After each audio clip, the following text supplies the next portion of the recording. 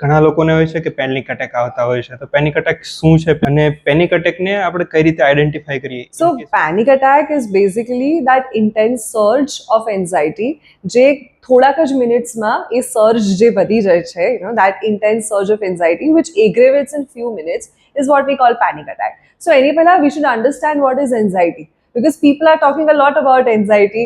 They are getting so many things from internet, from a lot of places about anxiety that they already know some things about anxiety. But anxiety is a disorder which could be free floating અને panic attack સુધીનું intense search પણ થઈ શકે એની અંદર.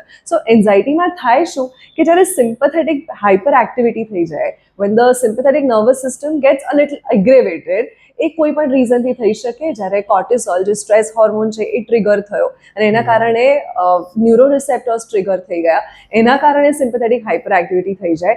સો એના બધા symptoms આપણે experience કરીએ, જેમ કે પાલ્પિટેશન્સ એટલે હાથ ધબકારા વધી જવા, શ્વાસ લેવામાં તકલીફ પડવા માંડી, પિન પ્રિક સેન્સેશન એટલે આપણને પિન વાગતી હોય એવું સેન્સેશન આવે. હરેક સિસ્ટમ આપણી ડાયજેસ્ટિવ સિસ્ટમ છે, રેસ્પિરેટરી સિસ્ટમ છે, કાર્ડિયોવાસ્ક્યુલર સિસ્ટમ છે, બધી સિસ્ટમ્સના આપણને સિમ્ટમ્સ થોડા થોડા ફીલ થાય, રાઈટ? જેમ કે ડાયજેસ્ટિવ સિસ્ટમમાં આપણને એવું ફીલ થાય કે જેમ કે આપણને અર્જન્સી થાય, we have to go to the washroom.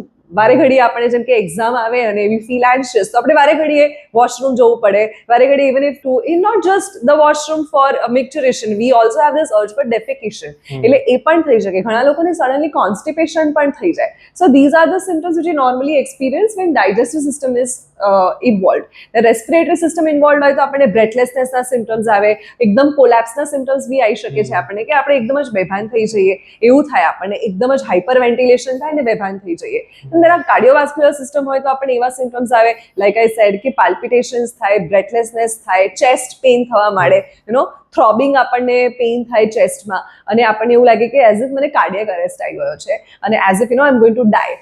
That feeling of impending doom we experience, અને એ જે feeling of impending doom છે જેમાં આપણને એવું લાગે, જે એકદમ સર્જ વધી જાય અને આપણને એવું લાગે કે હું મરી જઈશ હમણાં, એને આપણે પેનિક અટેક કહીએ.